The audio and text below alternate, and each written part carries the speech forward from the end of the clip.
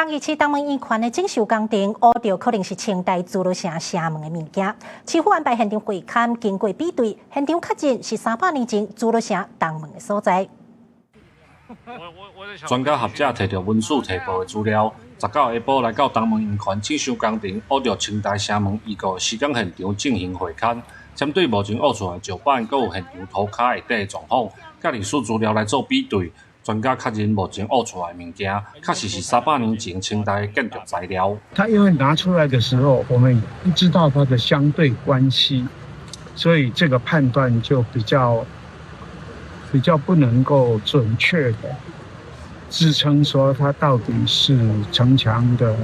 或者城門樓的城門的建築。文化局表示，經過委員的會勘和討論了後，確認施工的所在甲朱老城東門的所在相像。目前挖出來的物件，本組委員認為是舊城建築的遺物，但是現場目前無任何建築的結構，會先暫停整修工程，委託專業的考古團隊入來現場調查，未來閣評估刷落來工程要安怎做。我們以提報人的立場，當然是覺得說，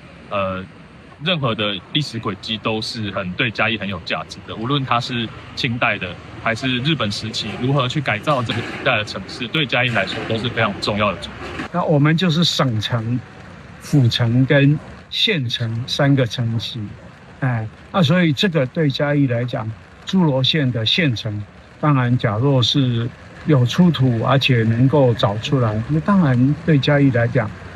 的文化資產的價值就很高了。民間文史團體指出，朱老城是台灣上早建城的所在，到今已經有322年的歷史。東門為日本時代拆掉到今，嘛已經經過120年的時間，今麥有機會閣找出來，呼籲市政府要重視這個議題，讓在地歷史會當有重新呈現的機會。記者林慧婷，嘉義報道。